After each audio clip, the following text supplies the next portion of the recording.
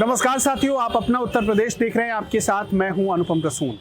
आज हम बात करेंगे आंकड़ों के उस जादूगर की जो जब अपनी जादूगरी चुनाव में दिखाता है तो उसकी सक्सेस की गारंटी 200 गुना बढ़ जाती है।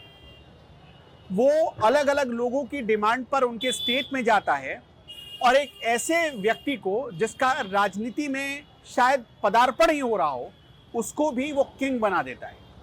उसके प्लान में, उसके आंकड़े में, उसकी रणनीति में ऐसा चमत्कार है कि वो अर्श से, उसके प्लान में, उसके आंकड़े में, उसकी रणनीति में कुछ ऐसा चमत्कार है कि वो सीधे फर्श से अर्श पर पहुंचा सकता है।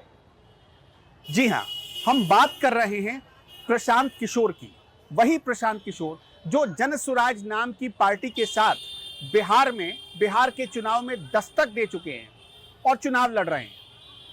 अभी तक प्रशांत किशोर दूसरों को किंग बनाते रहे, लेकिन अब बारी खुद किंग बनने की आई है। उनकी पार्टी जनसुराज बिहार चुनाव में उतर तो गई है, अपने उम्मीदवारों को 243 सीटों पर उतार तो दिया है, लेकिन क्या प्रशांत किशोर 2014 की तरह करिश्मा कर पाएंगे?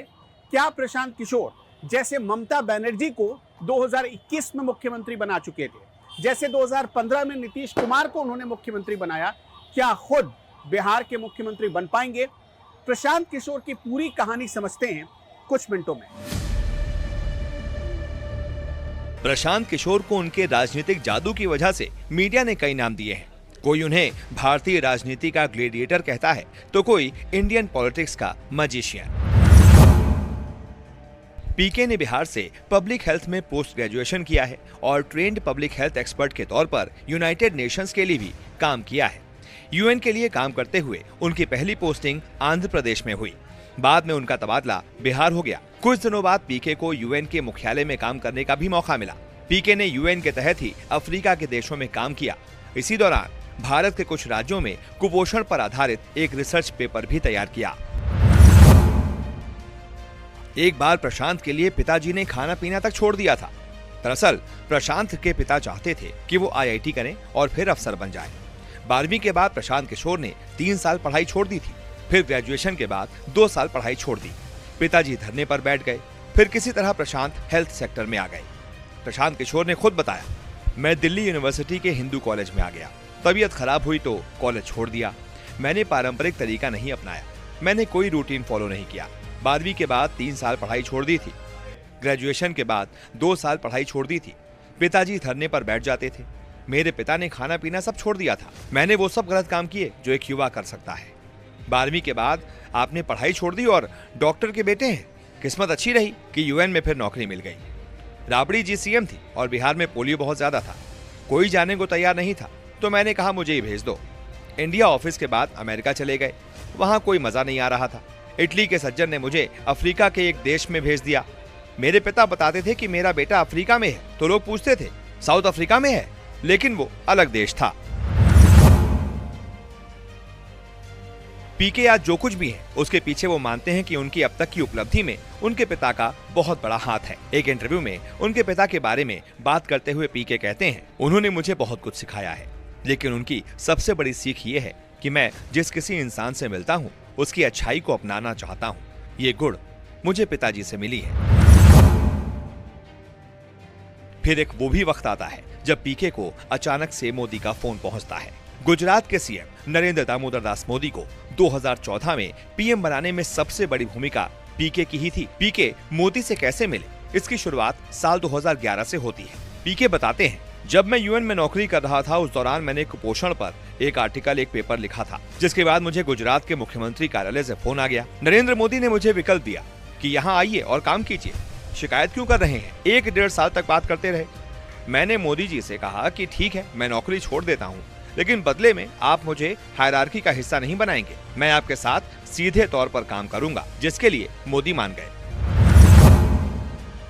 प्रशांत किशोर ने मोदी की स्पीच लिखी थी जो कि बहुत ज्यादा वायरल हुई, लेकिन पीके को मोदी की स्पीच लिखने का मौका कैसे मिला, कैसे ये जिम्मेदारी मिली, इसकी कहानी भी बड़ी दिलचस्प है। पीके बताते हैं, तुगलक एक पेपर है साउथ में, काफी प्रसिद्ध पेपर रहा है। उसके एडिटर मोदी जी के बहुत प्रिय थे। रामास्वामी के निमंत्रण पर मोदी जी अप्रैल 2011 में जा रहे थे बोलने।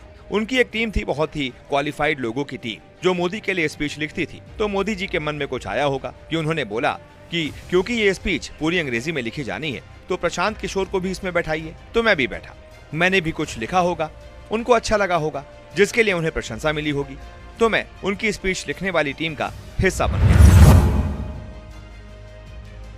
धीरे धीरे मोदी के लिए काम करते हुए पीके मोदी के काफी नजदीक आ गए। उनकी स्पीच से लेकर उनकी चुनावी रणनीति का सारा काम पीके के हाथों में आ गया। मोदी सरकार की पॉलिटिकल बैटिंग करते हुए पहली बार 2012 के गुजरात विधानसभा चुनावों में प्रशांत किशोर ने खुद को साबित कर दिया और यहीं से 2014 की तैयारी शुरू कर दी। अब की बार मोदी सरकार का नारा प्रशांत के ही दिमाग की उपज है। नारा काम कर गया, भाजपा की बम्पर बहुमत से सरकार आई और मोदी देश के पीएम बन गए। 2014 में बीजेपी में नरेंद्र मोदी के लिए पूरा पॉलिटिकल कैंपेन पीके ने बड़ी चतुराई से संभाला था, जिसमें राजनीतिक रणनीति, तकनीक और सोशल मीडिया का भरपूर इस्तेमाल किया गया था। भारत में ये इस तरह का पहला प्रयोग था। प्रयोग सफल रहा और मोदी देश के प्रधानमंत्री बने। इसी के साथ पीके का नाम एक बड़े राजनीतिक रणनीतिकार के तौर पर उठने लगा। नरेंद्र मोदी जब गुजरात के मुख्यमंत्री थे तो सोशल मीडिया से दूरी बनाए हुए थे। पीके के कहने पर ही मोदी सोशल मीडिया फ्रेंडली हो गए, जिसका चुनावों में उन्हें भरपूर फायदा मिला। 2014 के चुनाव में प्रशांत किशोर ने नरेंद्र मोदी के अभियान के लिए चाय पर चर्चा का अनूठा विचार पेश किया। इस अभियान के तहत मोदी ने देश भर के लाखों लोगों के साथ वीडियो कॉन्फ्रेंस के जरिए संवाद किया, जिससे जनता के बीच एक व्यक्तिगत जुड़ाव स्थापित हुआ। चुनाव जिताने में ये एक गेम चेंजिंग फैसला साबित हुआ। प्रशांत किशोर 2014 के बाद पीएम मोदी से अलग हो गए, जिसके बाद कभी हैदराबाद में जगन मोहन रेड्डी को जिताया, तो कभी बंगाल में ममता बनर्जी को, कभी बिहार में नीतीश कुमार को, तो कभी पंजाब में अमरिंदर सिंह को। यानी पीके एक वक्त पर जीत की गारंटी हो गए थे। जिसके साथ भी जुड़ते थे, चुनाव जिता देते थे। बीजेपी से अलग हुए प्रशांत किशोर का नीतीश कुमार के साथ जुड़ने का किस्सा भी बहुत कम लोगों को मालूम है। प्रशांत किशोर जिस लेटरल एंट्री के मुद्दे पर मोदी से अलग हुए, नीतीश कुमार ने पीके की वो बात मान ली। नीतीश ने बिहार विकास मिशन का गठन किया और प्रशांत किशोर को इसमें शामिल किया, लेकिन पीके जिस व्यापक स्तर पर काम करना चाहते थे वैसा नहीं कर पाए। पीके का नीतीश के साथ जुड़ने का एक कारण यह भी था कि उन्हें पार्टी में नंबर 2 का पद दिया गया। किसी दूसरी पार्टी में ये असंभव था, खासकर बीजेपी और कांग्रेस में। साथ ही प्रशांत की तरह नीतीश भी ये दिखा चुके हैं कि मौका पड़ने पर कांग्रेस और बीजेपी दोनों के साथ काम करने में उन्हें कोई गुरेज नहीं होगा। नीतीश कुमार के व्यक्तित्व का ये पहलू भी पीके को नीतीश के करीब ले आया। नीतीश कुमार और प्रशांत किशोर दोनों ऐसे शख्स हैं जिन्हें किसी प्रतिबद्धता में बंधना पसंद नहीं। खुद पीके नीतीश से अलग होने पर कहते हैं, नीतीश कुमार से मेरे मतभेद 2 कारण हैं। पहला मतभेद विचारधारा को लेकर था। नीतीश कुमार उन लोगों के साथ हैं जो गोडसे की विचारधारा को मानते हैं। गांधी गोडसे साथ नहीं चल सकते। दूसरा कारण जेडीयू का बीजेपी का पिछलग्गू बनना है। सत्ता के लिए नीतीश जी हर समझौता कर लेते हैं। जानकार कहते हैं कि जेडीयू का एक तबका भी पार्टी में प्रशांत किशोर के बढ़ते दखल से परेशान था। प्रशांत किशोर नहीं चाहते थे कि नीतीश कुमार दोबारा बीजेपी के साथ मिलकर सरकार बनाए। दोनों के बीच यहीं से दूरियां बढ़ती चली गईं। 2021 के पश्चिम बंगाल चुनाव में प्रशांत किशोर ने ममता बनर्जी और उनकी पार्टी तृणमूल कांग्रेस यानी कि टीएमसी को जीत दिलाने में करिश्माई मदद की। ये एक बेहद ही कठिन मुकाबला था, जिसमें बीजेपी ने पूरा जोर लगा दिया था, लेकिन पीके की रणनीति काम आ गई और उन्होंने टीएमसी को रोमांचक जीत दिला दी, जिसके बाद राजनीतिक रणनीतिकार के तौर पर पीके का कद और ज्यादा बुलंद हो गया।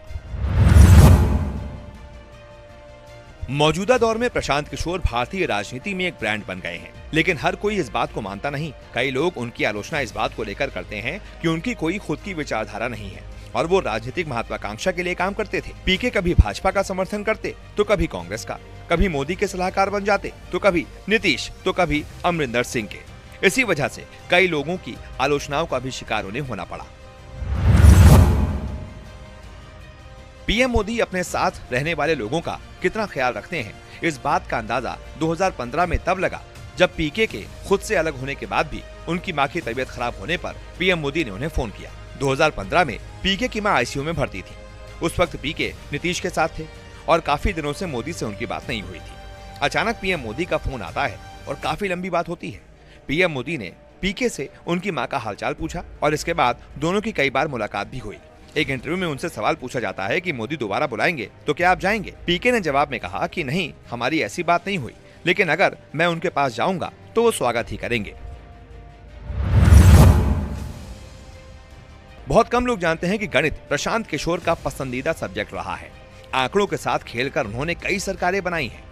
गणित की एक खासियत ये होती है कि आपका जवाब सही हुआ तो आपको पूरे नंबर मिलते हैं, नंबर कटते नहीं हैं। लेकिन अगर आप समीकरण बनाने में या अंकों के उलटफेर में जरा भी चूके तो आपको 0 ही मिलेगा। यहाँ इतिहास टाइप की बात नहीं होती कि 10 नंबर का एक सवाल है, 4 पन्ने भर दिए तो 5 अंक तो मिल ही जाएंगे। प्रशांत किशोर का सारा मेथड गणित के अनुसार ही काम करता है। इसके बाद आता है वो वक्त जब प्रशांत किशोर दूसरे राजनीतिक दलों के लिए काम करना छोड़कर खुद की राजनीतिक पार्टी का गठन कर लेते हैं। अक्टूबर 2024 में प्रशांत किशोर अपनी राजनीतिक पार्टी जन स्वराज की स्थापना करते हैं, जिसके बाद वो खुद बिहार के चुनाव मैदान में उतर आते हैं। उनका लक्ष्य बिहार की पारंपरिक राजनीति को बदलना और युवाओं को बेहतर भविष्य देना है। पीके के पिता का नाम श्रीकांत पांडे है, जो पेशे से एक डॉक्टर थे। पत्नी जानवी दास असम के गुवाहाटी की रहने वाली हैं और वो भी पेशे से एक डॉक्टर हैं। बिहार के सासाराम के रहने वाले प्रशांत किशोर की शुरुआती पढ़ाई सरकारी स्कूल से हुई। प्रशांत किशोर की शुरुआती शिक्षा बक्सर से हुई है। इंजीनियरिंग की पढ़ाई के लिए वो बक्सर से हैदराबाद चले गए। बाद में उन्होंने पब्लिक हेल्थ में पोस्ट ग्रेजुएशन किया और ट्रेंड पब्लिक हेल्थ एक्सपर्ट के तौर पर यूनाइटेड नेशंस के लिए काम करने लगे।